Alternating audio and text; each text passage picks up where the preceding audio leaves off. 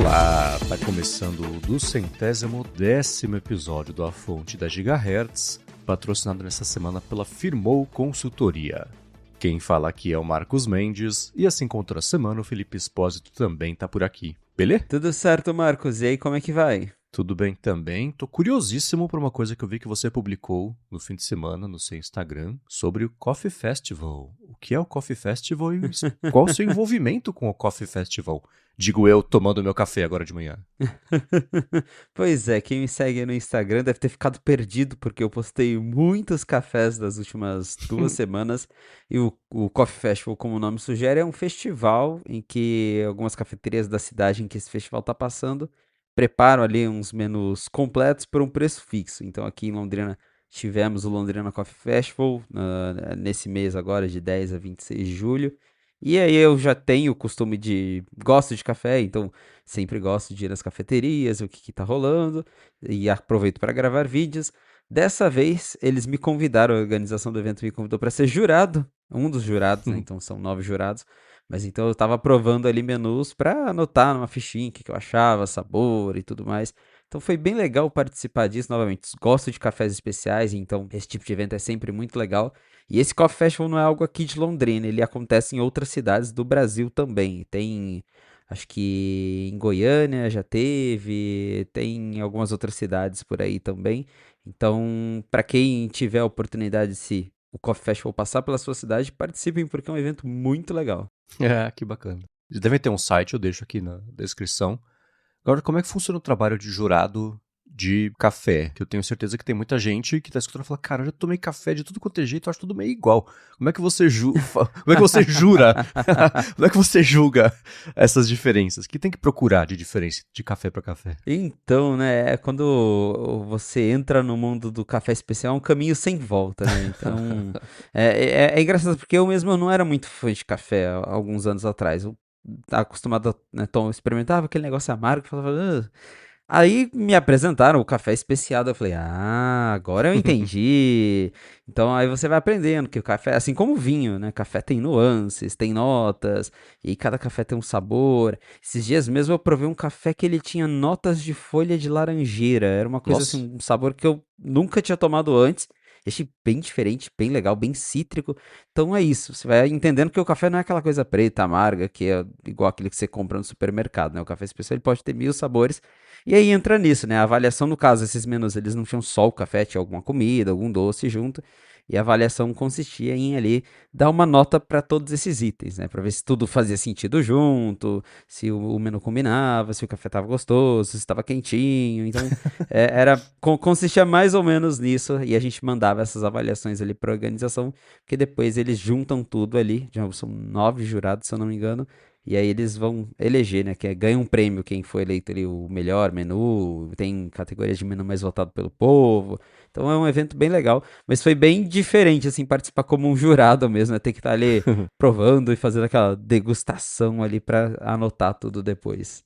E você consegue, eu invejo tremendamente quem consegue identificar aromas e perfumes sem que digam pra pessoa o que é. Tipo, tomar um café e falar, tem nota aqui de folha de laranjeira. Você consegue fazer isso? Ou é aquilo de as pessoas te dão o briefing de qual que é o perfil do sabor e falar, pô, pode crer, agora que você falou isso, ornou bem com o bolinho aqui que você serviu junto. Olha, eu ainda não cheguei no ponto de identificar tudo sozinho. Tem algumas coisas que eu consigo perceber. Esse da laranjeira era muito perceptível, era muito presente ali o sabor, então dava, mas tem, né? A pessoa fala, nota de caramelo, nota de doce de leite, nota de.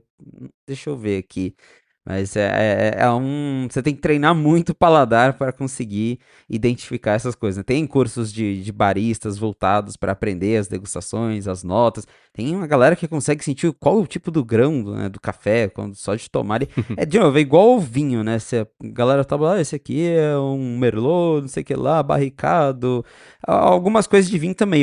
Hoje eu já consigo pegar e falar, esse vinho ele tem aquele saborzinho que ficou barricado há muito tempo, mas é Uhum. muito difícil. Acho que exige muitos anos de tomar café para conseguir pegar tudo assim só no sabor. Total, total. E há profissões, né? Meu irmão, por exemplo, ele é perfumista. Ele até participou de um episódio recente do Carreira Sem Fronteiras, que ele falou sobre a carreira dele, que envolve justamente fazer isso de identificar para depois desenvolver como profissão, né? Identificar depois desenvolver não. Identificar e desenvolver são tarefas diferentes como profissão. O link vai estar aqui na descrição. Bem legal. Tenho curiosidade de participar de uma coisa dessa. O problema é que eu sou péssimo para identificar. Então acho que esse sonho não vai acontecer tão cedo. Agora, um sonho que vai acontecer relativamente rápido é a volta de Ted Lasso. Tá marcado para voltar na semana que vem, né? Dia 4, eu acho que volta. Dia 4 de agosto. É isso, porque... Não, é a 4ª temporada. Enfim, eu acho que na Dia semana que vem. 5 de agosto. Dia 5, é.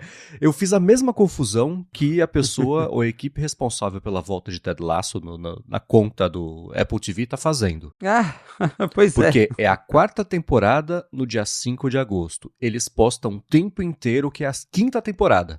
Aí deleta, aí posta de novo que é a 5ª temporada, aí deleta, aí posta que é a 4ª temporada. Mas tá pra voltar, e pra promover essa volta de um jeito meio velado, vimos Ted Lasso na Copa do Mundo, né? Na final da Copa do Mundo. Então, teve Ted Lasso no final da Copa do Mundo. Eles fizeram o show do intervalo, uma coisa bem, bem Super Bowl. E aí, do nada, apareceu lá o Ted Lasso, o coach, eu esqueci o nome dele agora. Coach Beard. Eu tenho que agora fazer um intensivão de nomes de personagens de Ted Lasso, agora que tá voltando. Mas eles apareceram ali rapidinho, né? Eles chamaram o Justin Bieber pra cantar ali.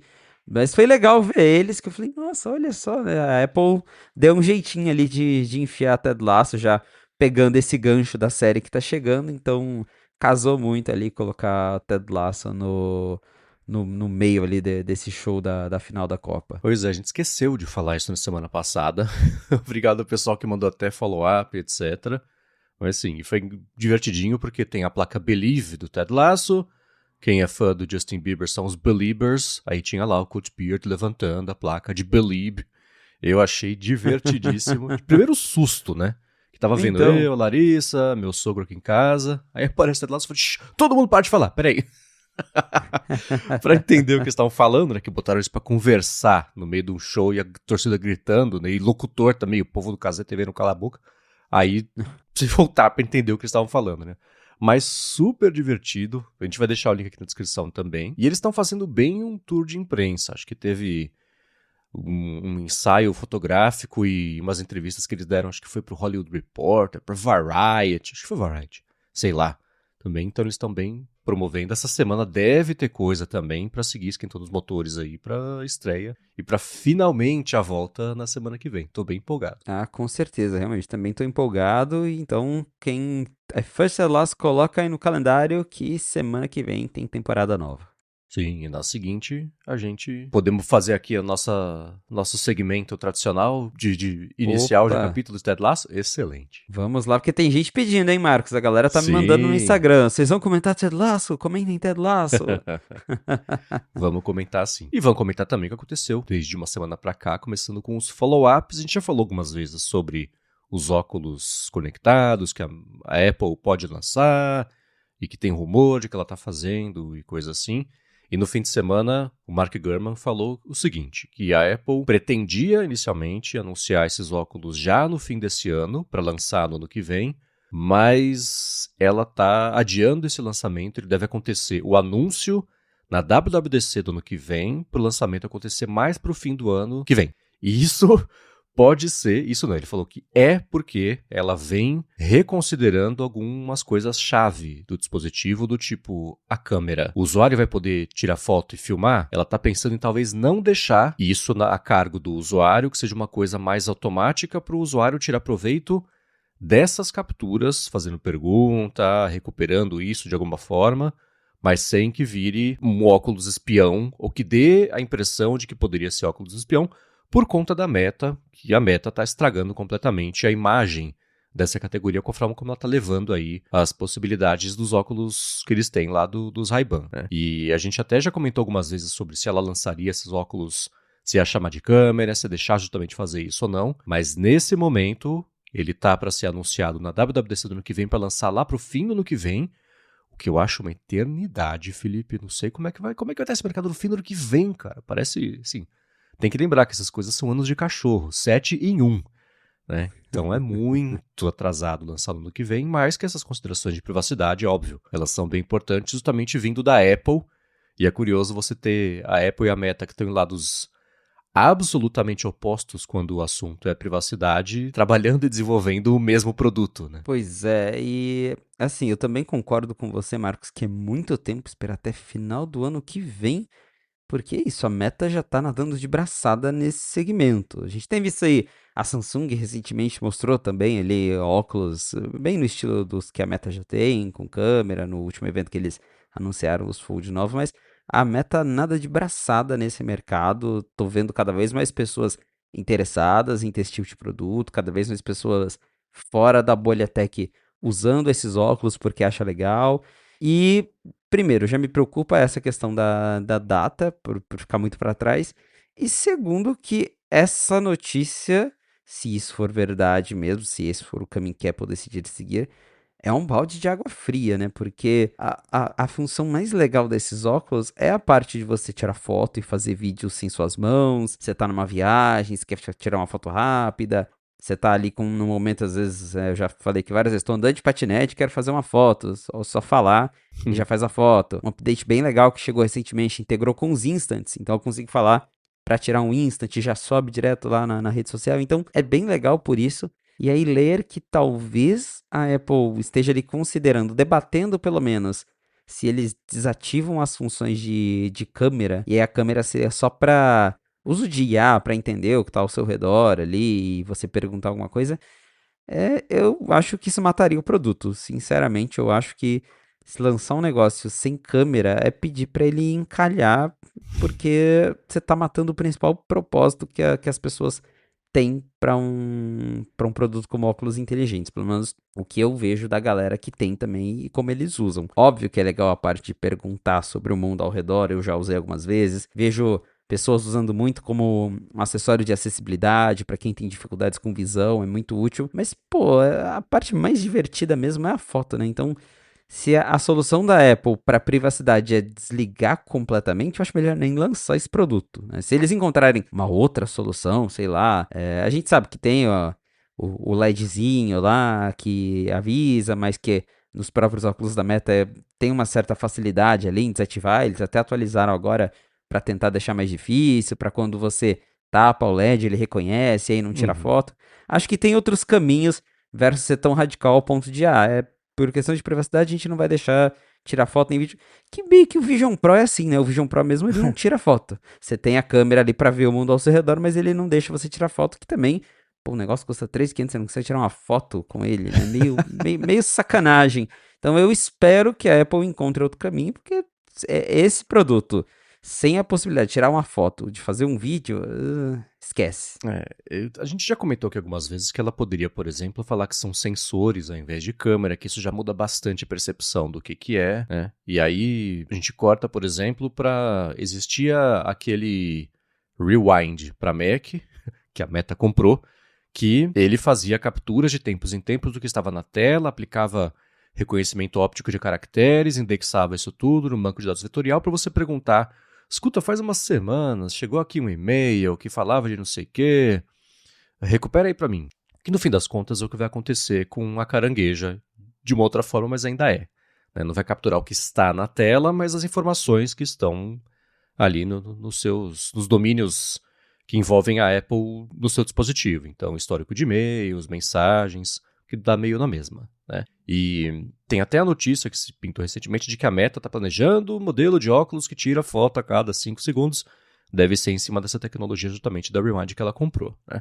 Mas você fazer a captura, a gente já falou isso algumas vezes aqui, mas só para reafirmar, do contexto do usuário para ele poder recuperar depois, é super útil. Né? E eu já falei sobre até quando você está interagindo com o computador, e sempre faço a ressalva aí, tudo bem, você pode ter o computador fazendo a mesma coisa, eu sei.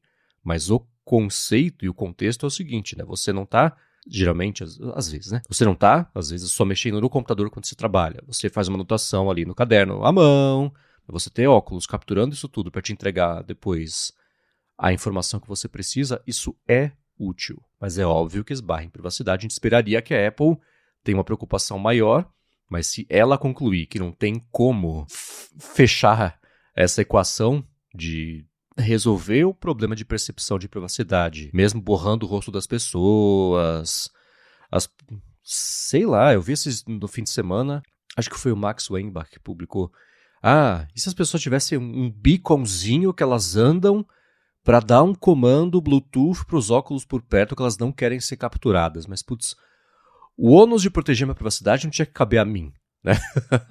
Isso tem que ser uma coisa básica da sociedade. E tem empresas que levam isso mais a sério do que outras, mas é meio distópico você pensar num futuro em que você tem que andar com um hardware de opt-out para não ter a sua privacidade invadida. Sabe? É bem Black Mirror isso. Deve ter um episódio que é sobre isso, né? Então é um problema meio complicado. E falei sobre isso, não sei se foi aqui, se foi no área de trabalho.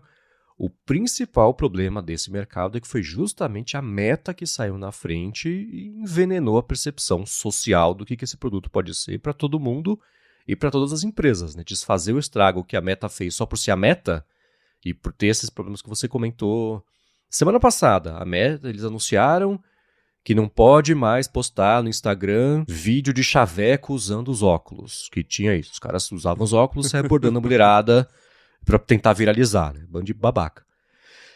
Então, eles estão reagindo, né? O negócio da luzinha, né? Depois de 3 anos que esse óculos está no mercado, agora a Meta está fazendo isso porque está começando a virar opinião pública em cima de quem tem esses óculos. Está virando o novo Google Glass, já era pro bem e pro mal, agora é pro mal mais ainda, né? Então, imagina até o fim do ano que vem como é que esse mercado vai estar, a rejeição a IA, né, por uma parcela vocal só vai aumentar. Então, que problema, Felipe? Eu não sei como resolver, não. Vamos ver o que eles vão tentar aí de solução, mas de novo, eu espero que não seja algo tão radical, até porque assim, eu entendo as diferenças que um óculos, se você ter ali óculos no seu rosto gravando, é algo muito mais discreto que você apontar um celular, mas ainda assim, se fosse ser tão radical assim, tira logo a câmera do celular, né? Porque você também pode ficar meio longe, ainda mais hoje em dia que o celular tem zoom bom, você fica de longe, aponta a câmera pra alguém e pronto, você tá também gravando a pessoa ali sem consentimento dela, então... Pô, tem que ter um jeito, tem que ter uma alternativa, uma luzinha, um jeito de ter essa identificação, de bloquear alguns cenários, talvez, eu já vi, eu não sei se é conceito ou se é mesmo, mas já vi uma galera postando que tem tipo um aplicativo que ele reconhece por Bluetooth, quando tem os óculos da Meta ligados por perto, ele manda uma notificação, olha, tem alguém usando os Meta Ray-Bans perto de você. Pode ser uma alternativa, talvez você fala, tá, talvez é melhor eu me esconder aqui, né, sei lá. Mas Procure um alvo, essa notificação tá dizendo, né? Exato, né? Sai procurando alguém com óculos. Então, É. é complicado, mas eu quero acreditar que vai ter uma outra solução que não seja bloquear os recursos de câmera completamente. Tomara. E a gente no IA Sob Controle fez uma enquete recentemente perguntando se as pessoas usariam óculos inteligentes. Tudo bem que o IA Sob Controle tem um viés maior para pessoas que têm interesse por inteligência artificial e etc. E aí quem respondeu, sim, eu usaria, eu já uso óculos mesmo, deu 39%, aí deu, sim, e olha que eu nem uso óculos, foram 28% das pessoas, e 28% também disseram que não usariam óculos inteligentes, apesar de elas usarem óculos, e só 5%, tô arredondando aqui, não vai dar 100%, mas 5% disseram sem chance. Então, por essa enquete, é um recorte, tem um viés, mas a maioria tá pendendo a achar isso positivo. A pessoa disse que ela usaria. A resposta pode ser diferente. O que você acha de alguém com óculos conectados perto de você? Gosta ou não gosta? Aí vai ser diferente, né? Mas o pessoal, pelo menos daquele público, tá mais afim de... Tá, sei lá, receptivo à ideia de testar ou de usar esses óculos. Eu percebo novamente que a galera tá cada vez mais interessada nesse tipo de produto. Ainda é uma coisa bem nichada, mas que aos poucos o pessoal tá sabendo mais o que é. Quando eu comprei os meus em 2023, ninguém nem sabia, né? Eu falava que óculos tinha câmera, a galera, meu Deus, óculos com câmera. Agora a galera já sabe o que é, já sabe que filma, já sabe tirar foto, já acha legal. Então tá caindo no conhecimento da galera, então pode ser que com a Apple lançando também acabe chamando ainda mais a atenção para esse tipo de produto. Pois é. E seguindo aqui com as notícias que a gente comentou semana passada, que viraram notícia na semana passada, já trocou de juiz o caso da Apple contra a OpenAI a pedido da Apple, porque eu tô aprendendo sobre lei californiana conforme eu vou cobrindo essa história também, né? Mas o que acontece é o seguinte, quando tem lá um processo civil protocolado na Califórnia, tem um sorteio de quem que vai julgar. E juiz lá tem 2 categorias. Até procurei se tem um equivalente a isso no Brasil, não tem. mas eles têm o Magistrate Judge e o District Judge. E o equivalente aqui que o GPT falou para mim é que seria o juiz federal e juiz federal substituto. Ele falou, não é igual, mas para passar a ideia é mais ou menos isso, né? Esses juízes, eles têm um poder diferente. O District Judge, ele pode seguir julgando o processo inteiro, a fase de discovery, o julgamento, o recurso, os pedidos no meio do caminho para atrapalhar a vida, isso tudo fica a cargo dele. Quando isso cai na mão do Magistrate Judge, esse juiz ou a juíza só tem a jurisdição, o poder, a autonomia de fazer isso se as duas empresas, ou se todo mundo que está envolvido no processo concordar que o Magistrate Judge pode fazer isso. Quando esse Magistrate Judge é sorteado, todo mundo envolvido tem que falar, concordo ou não concordo. Se não concordar, aí o caso é sorteado para um District Judge. E aí não tem conversa, porque ele já teria jurisdição para fazer toda a parte do processo de qualquer forma, né? A Apple falou, não concordo. Então, no mesmo dia que ela nem deu tempo da OpenAI mandar o documento dela, que ela tem que mandar a defesa dela também inicial, né? O Tang tem, todo mundo envolvido no processo. Mas a Apple já falou, não quero. Eu quero um District Judge para poder julgar a parada toda. E aí sortearam, caiu no District Judge novo. Aí já teve mudança de data, porque a data das audiências, isso é de acordo com a agenda do juiz. Então vai ter que sortear a data nova, mas já deu para ver que a Apple vai ser chata no processo. Não vai deixar 1 centímetro de margem para alguma coisa que ela possa achar que não vai favorecê-la durante o pré, o durante e o pós, né? Pois é, dá pra ver já justamente que eles bem no comecinho já estão indo atrás pra complicar ao máximo a vida ali da galera da OpenAI e esse deve ser o caminho mesmo que eles vão seguir, né? Tinha essa audiência marcada ali pra 13 de outubro, aí agora já vai ser remarcada, tem um prazo ali também, né, pra aquela troca de provas. Mas, nossa, Marcos, eu fico pensando aqui, você tendo que entender tudo isso para escrever a matéria, porque toda vez que eu tento, né, ler essas matérias, são tantos termos, tantas coisas que eu falo, tá, deixa eu tentar entender aqui o que é cada juiz. É bem diferente, né, do que a gente está acostumado aqui no Brasil, então é bem complicadinho mesmo, mas você vai sair craque no direito californiano mesmo, né, Marcos? Cara, é muito engraçado. E assim, eu me divirto de verdade fazendo isso, entendendo, destrinchando para depois poder explicar. Bom, fiz loop matinal por quê? 10 anos, né? Que fazia basicamente isso. E esses processos todos, cada processo tem um feed, né? Quando sai um documento, na verdade, sai a informação de que o documento existe. E aí, daqui a pouco, se alguém comprar esse documento, ele fica disponível para todo mundo. E aí dá para acessar, mas para comprar tem que ser um americano. Custa tipo 10 centavos, 20 centavos, então acaba virando público eles todos, né? E eu gosto de entender, porque as acusações geralmente, né, tem umas espetadas engraçadas, mas nesse meio do caminho eu tô começando a entender sobre lei californiana mesmo. E como eu me divirto, e eu tenho essa facilidade de entender, mastigar alguma coisa para depois explicar e simplificar, etc., acaba que eu estou fazendo todas essas matérias lá no Note 5 Mac, né? E essas coisas geralmente saem à noite, o que me favorece porque o meu shift é como era o seu, né? Acaba sendo à noite. Então, assim, uma quantidade não insignificante de matérias que eu já postei no site são sobre o processo, o negócio da Epic Games com as diferentes etapas de revisão e vai e volta e tá na Suprema Corte ao mesmo tempo que tá na Corte Menor. E tá me ajudando, porque se sai uma notícia eu já consigo entender mais rápido o que é, sabe? Mas tá sendo bem curioso fazer esse intensivão de direito californiano e depois de direito federal, né, na Suprema Corte lá. Boa. Mas vamos ver, assim, a OpenAI ela tem até setembro, outubro, para mandar a primeira defesa dela, então a gente vai voltar a falar sobre isso e, bom, seguir voltando a falar quando pintarem notícias relevantes sobre o assunto. E uma outra coisa que a gente já comentou algumas vezes aqui, que segue esquentando, é a Apple indo atrás de memória de 2 empresas que estão na parte de lista bloqueada dos Estados Unidos e as repercussões políticas e legais. Políticas e legais, não que elas são ilegais. Políticas e legais disso tudo. Na sexta-feira, no finalzinho do dia, saiu uma matéria no Wall Street Journal falando que a Apple está de um lado e a Micron, uma empresa americana de memória, estão do outro na orelha do Trump, para do caso da Apple, o Trump deixar ela pegar a memória dessas 2 empresas, e no caso da Micron, ela falar que não, porque as empresas são subsidiadas pela China, e mesmo que a Apple use isso só para o mercado que não é americano, isso vai prejudicar a concorrência de empresas americanas, não está fomentando a indústria local, que é toda a plataforma do Trump. E nessa matéria, foi a primeira vez que tem uma reportagem que diz que a Apple não quer usar essas memórias só para o mercado chinês. Ela quer usar essas memórias para o mercado exterior aos Estados Unidos. Isso, por enquanto, o Blá estava sendo só usar na China. Agora não, agora é para países que não são os Estados Unidos.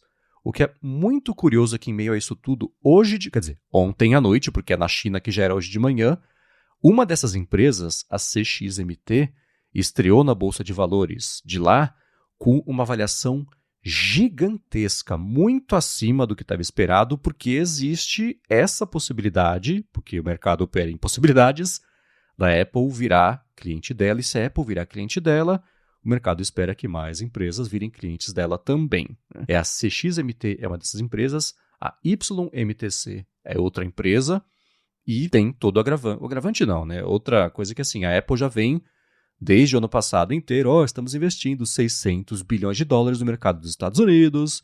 O Trump, você tomou 10% da Intel, né? A gente vai começar a fazer coisa com a Intel também. Broadcom, 30 bilhões, vamos investir, hein? Que isso tudo é para a Apple ter ali um pouco de saldo de boa vontade do governo, para o governo falar, tá bom, você fez tudo isso, pega lá esses chips e vai, pode usar, né? Essa é a conta, mais ou menos, do que a especulação que a Apple quer fazer. Ao mesmo tempo, a Micron está batendo esse bumbo de que se o Trump fizer isso, ele vai prejudicar o mercado, a indústria dos Estados Unidos, que vai contra a plataforma dele. Então, tá aí. A Apple quer usar mais do que só na China esses chips, para surpresa de, acho que 0 pessoas, né? Mas a reportagem foi a primeira que falou sobre isso. Exato, para surpresa de 0 pessoas, porque sempre foi meio óbvio que a Apple ia tentar usar essas memórias chinesas para todo o mercado que não seja Estados Unidos. Então, ela distribuiria isso para o resto do mundo, e aí lá nos Estados Unidos ficaria, né, o restrito às memórias que eles já usam atualmente.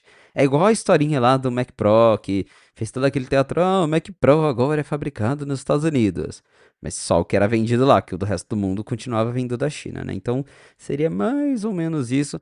Mas vai ser uma batalha bem complicada, justamente que ali, até essa reportagem fala que o Tim Cook e outros executivos da Apple estão ali enchendo o saco do Trump, do pessoal ali do governo, já pedindo por essa liberação. Ao mesmo tempo, tem a Micron do outro lado, que é uma empresa dos Estados Unidos que está falando que isso vai ser prejudicial para eles.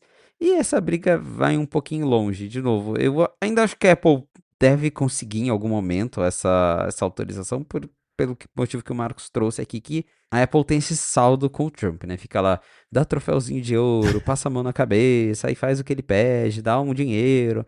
Aí chega nessas horas, é hora de pedir a troca ali de favores. Então, com certeza, o Tim Cook está tentando fazer essa barganha. Mas é claro que o Trump também deve levar em consideração a imagem dele, justamente porque já tem gente, ele já tem empresa se manifestando, falando, pô, cara, você não ia favorecer o nosso mercado interno, né? Vai deixar a Apple usar a memória chinesa banida e tal. Mas eu acho que, eventualmente, também já falei isso aqui na fonte, quando eles conseguirem essa autorização para usar essas memórias, que meio que é e não é uma autorização, né? Que é aquela história que a gente também já comentou. A Apple até poderia usar, mas por ser uma marca ali meio blacklisted, ficaria uma coisa meio chata, meio complicada. Então, eles querem ter um aval para ter certeza de que vai estar tudo bem, né? Então, quando eles decidirem mesmo usar essas memórias, eu acho que não vai ser comentado nada publicamente, Apple vai ficar em silêncio, o governo Trump também não vai falar nada, a gente vai ficar sabendo por meio aí de reportagens externas, de algum analista, mas deve rolar em algum momento, porque a Apple está indo atrás do que ela pode para manter ali a margem de lucro dela, para talvez evitar um aumento ainda maior de preços. Teve também uma notícia recente que a Apple está tentando barganhar ali no preço das telas OLED, para cair o preço da tela OLED, para compensar pelo aumento da memória RAM, por exemplo. Então eles devem estar assim, pensando em 1000 possibilidades para segurar os preços e para segurar a margem de lucro deles também, claro.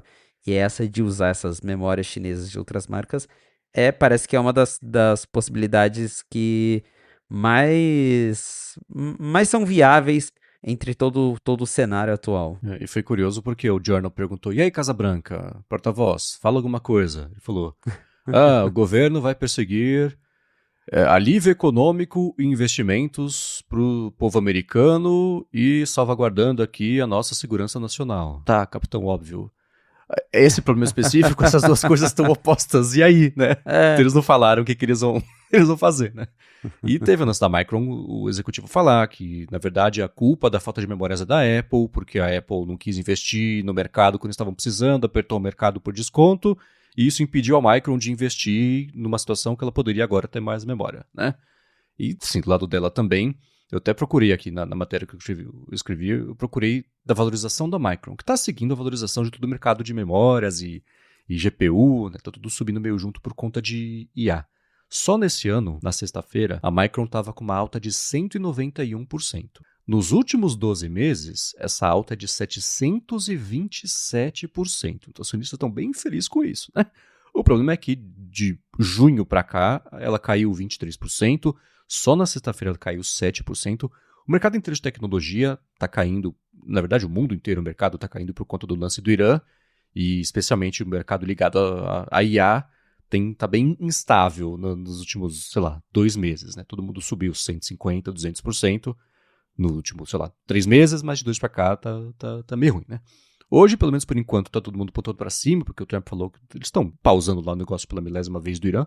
Mas a Micron tá olhando para a valorização dela e falando, bom, se ele deixar, a gente vai cair ainda mais e ninguém vai gostar disso, né? Então tem diferentes facetas aí dessa situação toda, né? A seguir, de falar sobre um texto que eu achei bem legal, que o Felipe escreveu nessa semana lá na Macworld, mas antes de falar sobre isso, eu vou agradecer a Firmou Consultoria, que está mais uma vez patrocinando aqui o podcast, e que segue querendo falar com você que tem uma empresa, ou que vai abrir uma empresa, uma startup. Se você é profissional liberal, desenvolvedor, empreendedor, pequena empresa, média empresa, é com você que a Firmou quer falar, porque ela é especializada nisso e ela sabe resolver tudo o que é perrengue de abertura e manutenção fiscal também de empresas. E ela vai, além de oferecer serviços do dia a dia de contabilidade, e ela é uma mentora financeira, na verdade, para você e para sua empresa, sempre de olho na economia dos custos, o tributo certinho para cada categoria. A gente conhece muito bem isso, porque foi graças a ela que a gente abriu a rede e nunca teve um problema,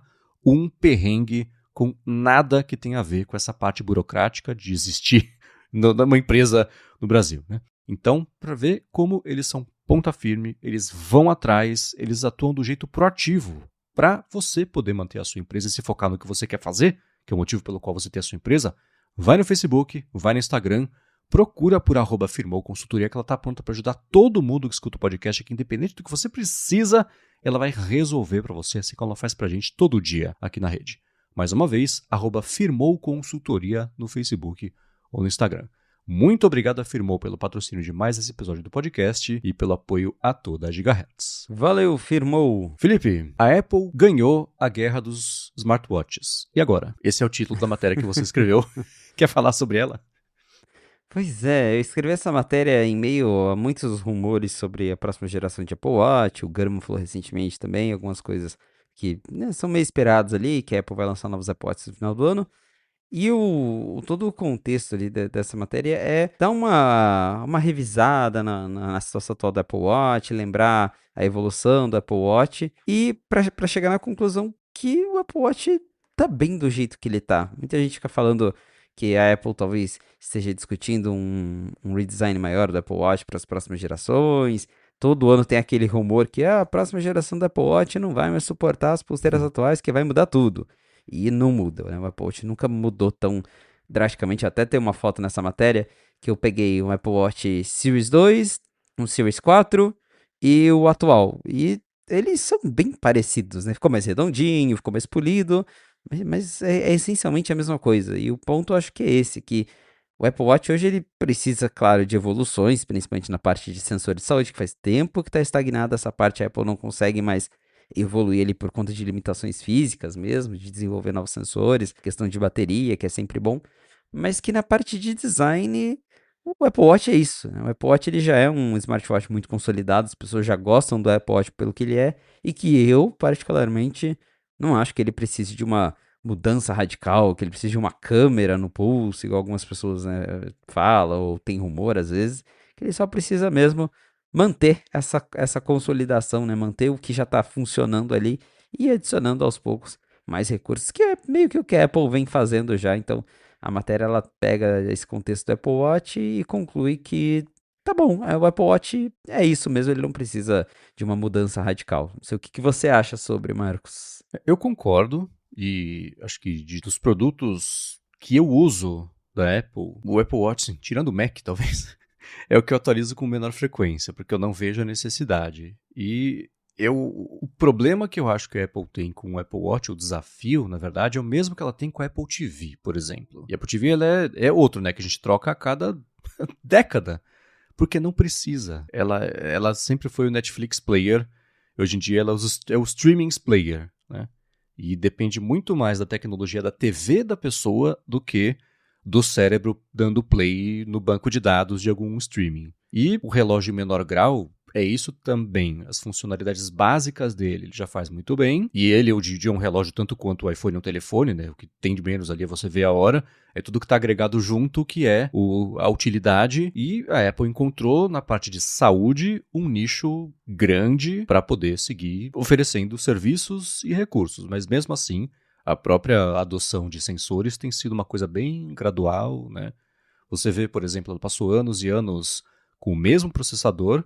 Isso fez agora no WatchOS novo ela cortar todos eles e cortou um bando de modelo, porque eles têm todo o meu processador, não tem o que fazer, né? Então, a própria evolução dele veio de um jeito meio lento, mas o mercado de relógios é parecido com o mercado de tablets, que você tem o iPad e todo o resto, né? O relógio ainda tem a Samsung ali, correndo por fora. Na China você tem as fabricantes chinesas todas que têm bastante, né, representatividade nesse mercado. A gente, na semana passada, no ADT, o Arthur comprou um relógio da Huawei, fez o review ali de poucos dias de uso, mas que já deu para ver, notar as semelhanças, as diferenças, onde é melhor, onde é pior. A parte de bateria, por exemplo, ele está vendo que faz uma diferença gigantesca. Mas o desafio é seguir. Eu falei que ele é próximo da Apple TV, mas a própria Apple TV, a Apple atualiza uma vez a cada ano bissexto, e o Apple Watch ela segue lançando todo ano, com a variação Ultra também agora, que ela teve que seguir inventando coisa para fazer o pessoal trocar, né? São necessidades diferentes, pelo menos o público-alvo que ela tem, mas sei lá, o desafio se mantém, né?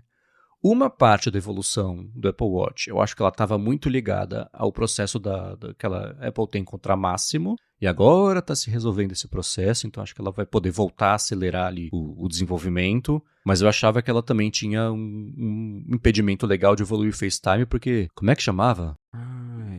VirNetX era a empresa que tinha processado a Apple por conta de patente do FaceTime, acabou o processo, o FaceTime continua... Então, não sei, mas eu concordo com você mesmo que, né, vencer o mercado não é suficiente às vezes para motivar você a seguir evoluindo, né? Quando você ganha por WO, o que você faz, né?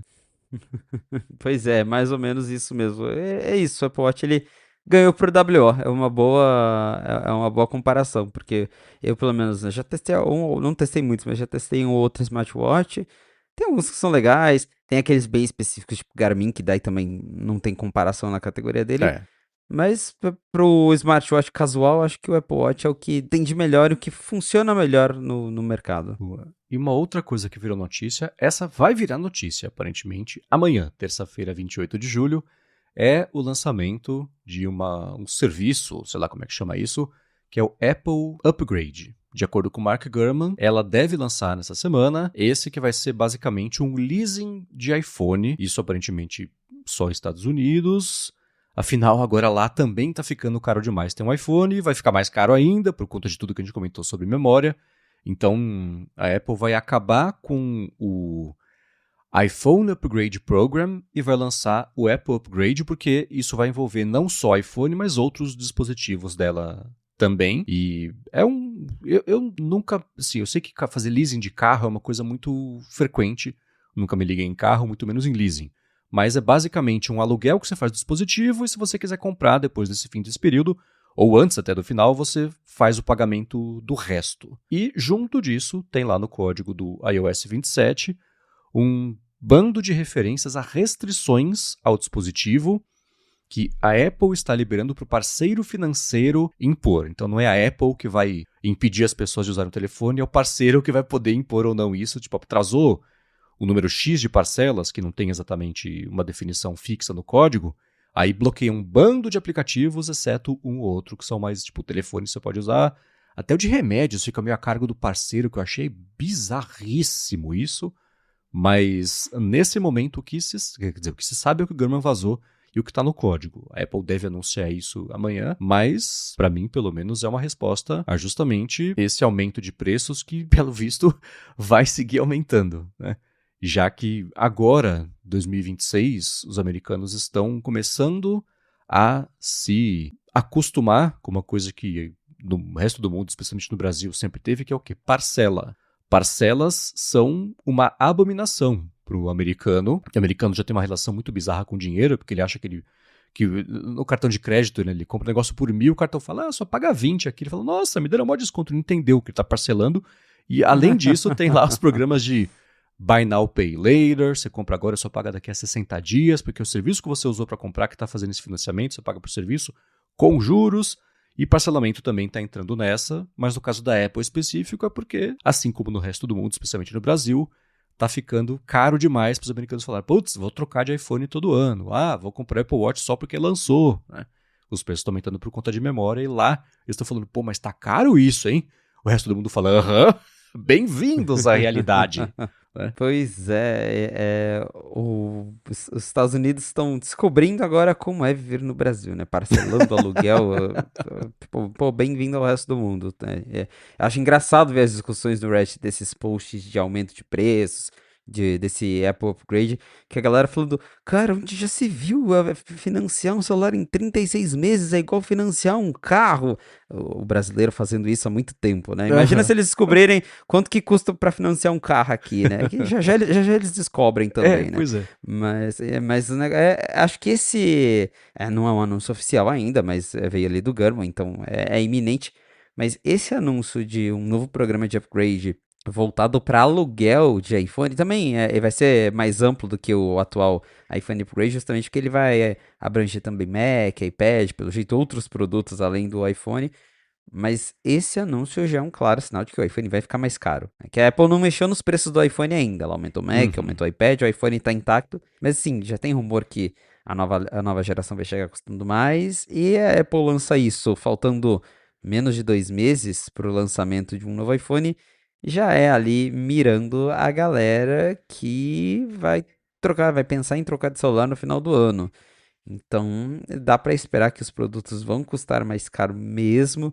E vamos ver se a galera lá fora vai comprar essa ideia de alugar o telefone. Porque é isso, a Apple já tem um programa meio parecido, que é o tal do iPhone Upgrade Program, que também vai deixar de existir para ser substituído por esse Apple Upgrade.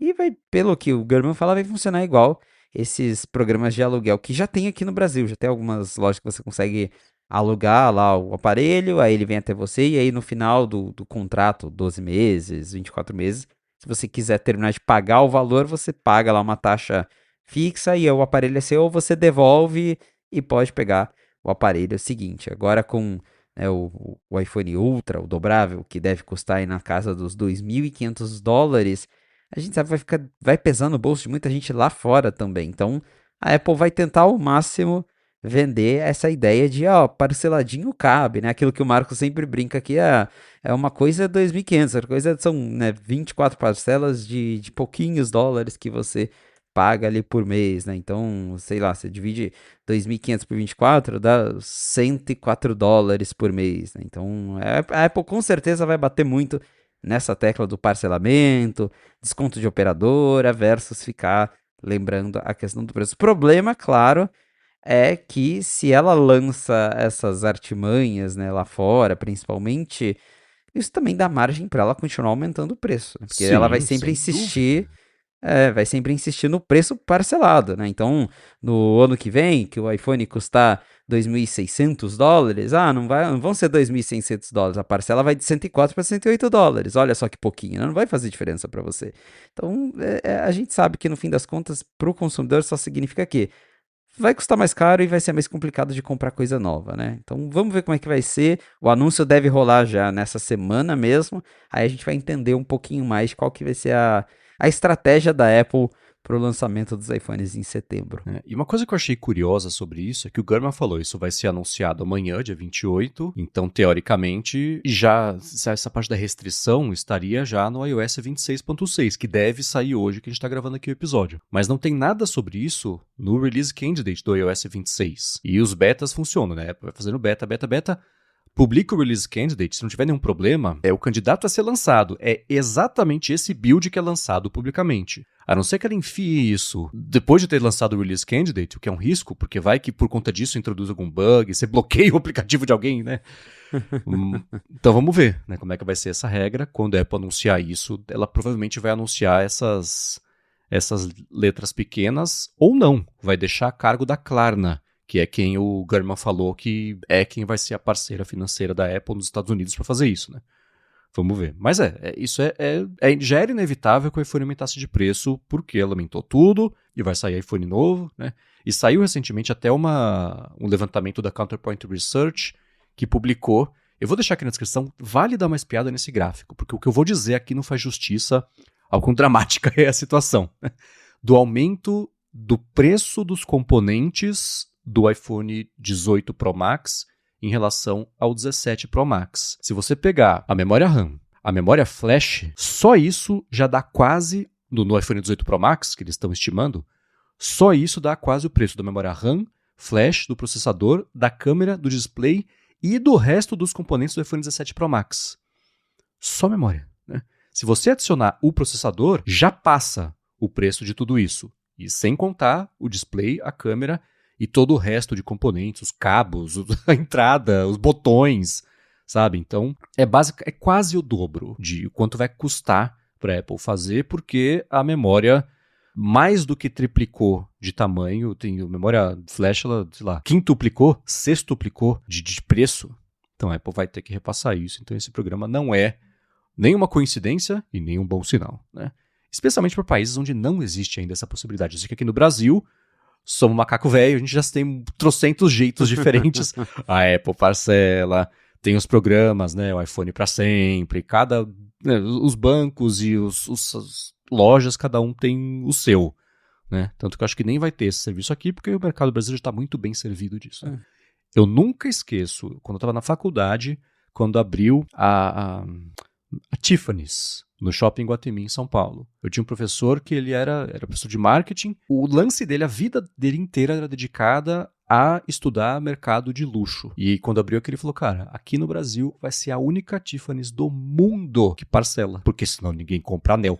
Então, hoje deve ser diferente. Óbvio, a faculdade faz tempo, é assustador quanto tempo faz. Mas aqui no Brasil sempre foi assim, então a gente vê essas notícias, por um lado, a gente dá risada de como é uma noção meio alienígena pra eles ainda, de outro lado você fala, cara, bem-vindo, agora tá ficando caro pra vocês, né? Escolhe as pessoas erradas pra liderar, o que acontece, né? Então tá bem bagunçado. Né? Bom, e também sobre iPhone, vamos falar sobre o tal do iPhone Fold, porque você, Felipe, dando uma espiadinha no código do iOS 27, descobriu uma pequena mudança, que é bem significativa, né?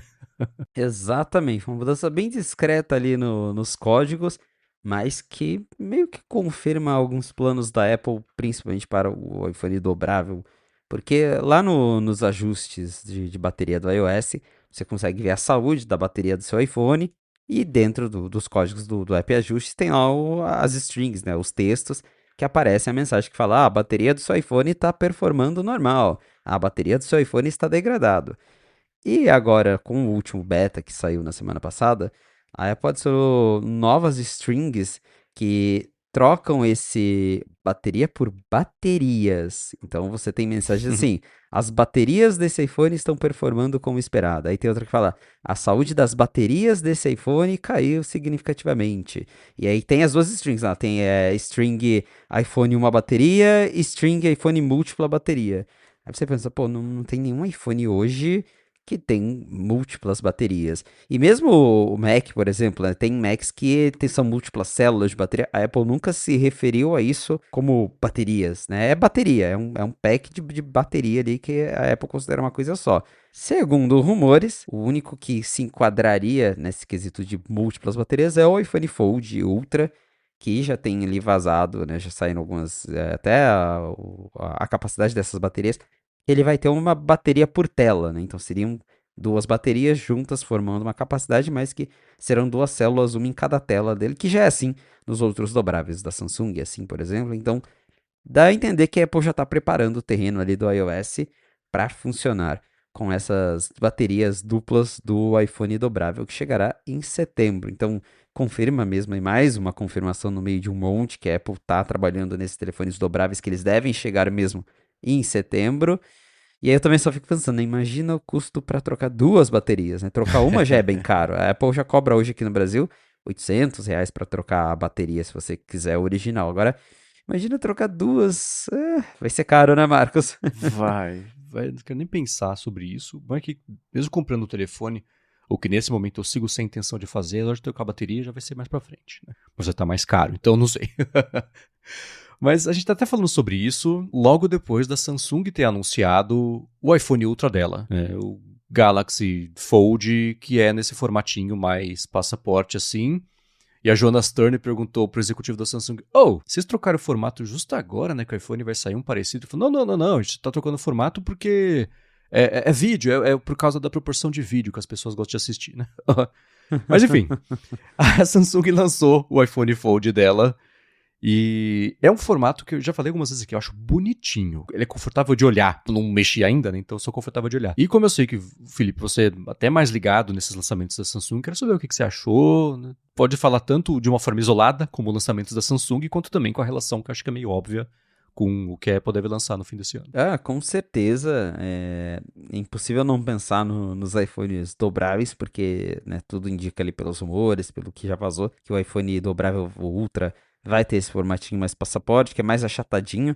Não é aquele quadradão igual ao Fold. Eu ainda me pergunto como vai ser na prática, porque é isso, olhando o da Samsung, muita gente elogiou nas primeiras impressões ali, ainda não temos grandes reviews, mas já teve uma galera que foi lá no evento, testou. O pessoal falou que é bem confortável, é bem legal de usar, que ele fica pequenininho quando tá fechado, mas que a tela pequenininha é um pouco.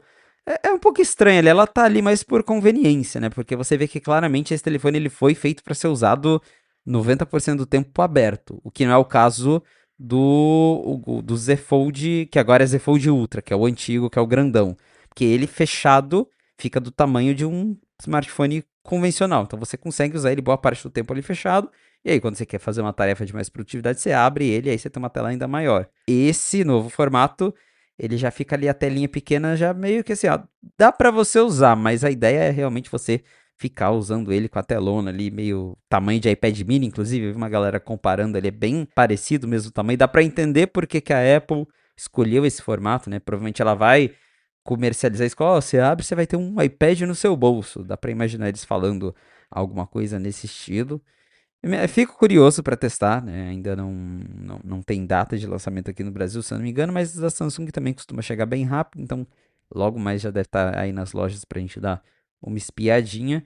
Parece legal, parece bacana mesmo. Claro que tem alguns trade-offs, até no da Samsung mesmo, que também é o que tem rumores na Apple que se abre mão de alguma câmera, por exemplo, que o modelo maior tem três, esse só tem duas câmeras. Então, o da Apple dizem que não vai ter Face ID também pela espessura ali, vai ser muito fininho, vai ser o Touch ID. Eu também quero ver como é que a Apple vai anunciar isso, né? Depois de tantos anos falando de Face ID no iPhone, e agora tá aqui o topo de linha de $2.500 que voltou para o Touch ID, né? Então, eu fico curioso também para ver como é que vai ser esse discurso para apresentar essas coisas, mas parece que a recepção desse novo Galaxy Z Fold da Samsung foi bem boa, a galera pareceu bem empolgada com a ideia de ter esse telefoninho passaporte. E agora acho que o que a Apple pode fazer diferente, né, porque tá tudo, e a Samsung, né, fez primeiro e tal, é a questão de sistema, porque pelo que eu tava vendo nos vídeos, né, nos hands-ons, os apps de Android ficam todos cagadinhos nesse formato. Que isso? É um formato novo, né? É um formato novo, então, obviamente, os aplicativos não estão muito preparados para ele, então, dependendo ali do aplicativo, o aspecto fica meio estranho, principalmente na telinha de fora. E é algo que eu acho que a Apple vai ter um pouquinho mais de cuidado de fazer os apps mais bonitinhos ali, seja para o modo pequenininho, para o modo expandido. Então, fico empolgado para ver. Tenho curiosidade, claro, de né, quando a Apple lançar esse telefone de testar, mas a gente já sabe, vai ser caro, vai ser nichado e né, vai ter lá o 18 Pro Max que vai continuar sendo o telefone das massas por um bom tempo. Pois é. Eu só achei muito engraçado que a Samsung lançou. Um chama Galaxy Z Fold Ultra e o outro é dobrável no modo passaporte. Eles pegaram o que a Apple vai lançar e destrincharam em dois. Pois é. E viva o SEO corporativo.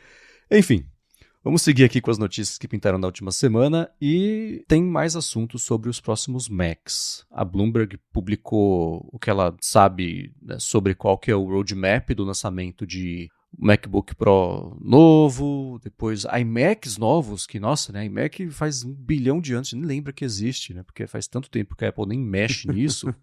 E também, né, o próprio os MacBooks que vão ter tela sensível ao toque.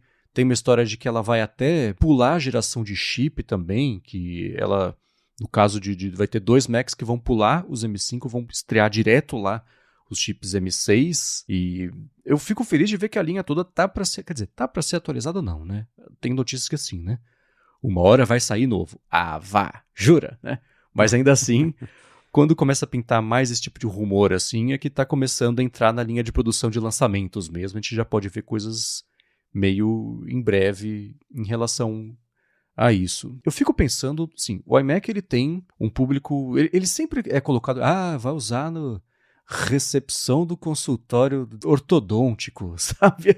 Ele é um produto que ficou meio mais Decorativo, cenográfico. né? É, exato, cara, acho muito curioso. E foi o que trouxe em uma outra encarnação, né? O iMac, né, o plástico semi-transparente ali foi o que trouxe a Apple de volta, né? Mas ela já superou isso e o iMac hoje em dia ele é só um asterisco, mas ainda assim fico feliz que vá ser lançado o iMac novo.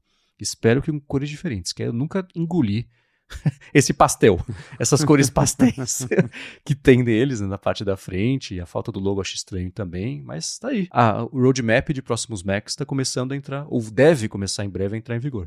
Tá começando a fazer sentido. Alguns o German já tinha reportado antes que ele tem isso. Ele faz a matéria gigante, aí um parágrafo lá é o que realmente tem de novo que ele não tinha reportado antes. Mas para recapitular tudo, a gente deve ter no final do ano um novo MacBook Pro de entrada com o chip M6 base, novos iMacs, que aí também pode ser que tenha o M6 base, assim como o MacBook Pro. O iMac ele tem isso mesmo que o Marcos falou de é atualizado de tempos em tempos. Acho que não é um produto que a Apple vende mais tanto assim. Acho que o desktop perdeu muito espaço hoje no mercado.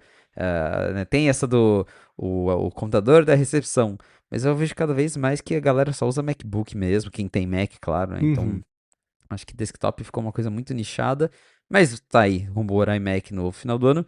E também que o Garmin fala que pode ser no final do ano, pode ser no começo do ano que vem, o MacBook Touchscreen, que alguns rumores até sugerem que vai ser um MacBook Ultra, que não vai fazer parte da família MacBook Pro, vai ser um degrau acima do que o MacBook Pro é hoje.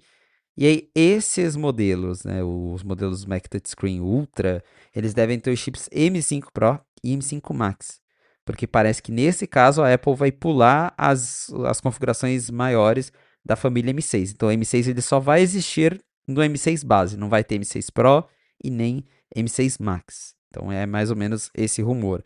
E aí, para o ano que vem, segundo o Gurman, a Apple está planejando atualizar também MacBook Air, que daí também deve ter o chip M6 base, MacBook New, que deve ter o A19 Pro com 12 GB de RAM, e também, aí segundo o Gama, deve rolar um Mac Mini atualizado que vai ter o M6 base e o M5 Pro, que é mais ou menos o que acontece com o Mac Studio hoje, né? Que você pode escolher se você quer o acho que é o M3 Max ou o M4 Pro, um negócio assim, ou M Ultra. Esses chips da Apple já me confundem pra caramba. Eu nunca lembro Também. qual que é Ultra, qual que é Max. Mas é isso, o Mac Studio hoje ele tá dividido entre duas famílias de chip e é isso que deve acontecer com o Mac Mini também, porque de novo a Apple não deve lançar mais variações do chip M6.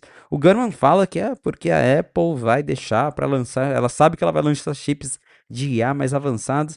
Com certeza é problema de fornecimento, né? Ela sabe que ela não vai conseguir ter fornecimento suficiente para lançar as versões, né, Pro, Max do M6, vai guardar o que ela tem de componente, né, de produção para a família M7, que daí o Gurman diz que deve vir lá pro final do ano que vem, né? A família M7 de chips. Então tá aí, já temos uma ideia do que esperar a curto prazo, novamente.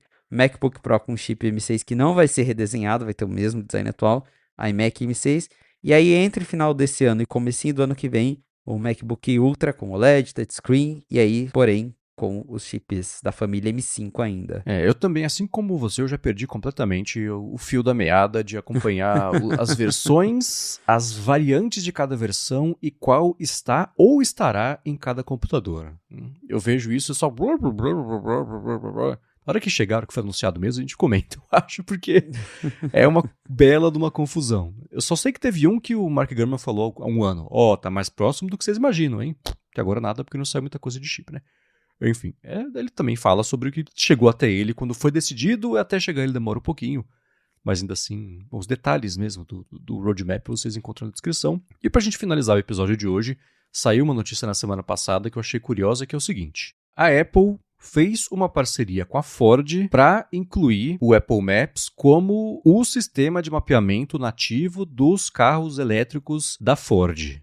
E é curioso porque ela também fez uma parceria esses dias com a Volvo para colocar a Apple Music direto lá no sistema de entretenimento dela. Dá para ver que ela está desmembrando o CarPlay, já que as montadoras não querem o CarPlay, elas querem basicamente o CarPlay delas, que não vai dar certo, mas cada uma está chegando a essa conclusão por conta própria. Ela falou, tá bom.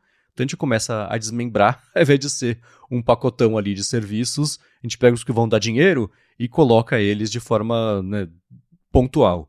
No caso do Apple Music, lá nos carros da Volvo, vão ser 3 meses de graça, aí se você quiser seguir usando, mesmo ele fazendo parte do sistema do carro, você paga. No caso do Apple Maps, não tem assinatura, mas vai ter? Anúncio! Então, provavelmente, é um jeito da Apple de aumentar duas coisas. A quantidade de olhos expostos a anúncios, porque ela pode cobrar mais por isso. E, em segundo lugar, é um jeito muito eficiente dela ter esse bando de carro da Ford rodando, que seja no começo nos Estados Unidos, coletando dado de trânsito e etc., para poder alimentar o Apple Maps com essas informações mais de tempo real e ela parar ou de depender de parcerias ou da pessoa estar usando um carro que tem o CarPlay, que tem cada vez menos, né? Então é uma parceria bem estratégica que eu acho que ela está fazendo. É só com a Ford, por enquanto. E não é nem o CarPlay Ultra, acho que é Ultra, né? Enfim, acho que era Ultra o nome. Nem o CarPlay normal.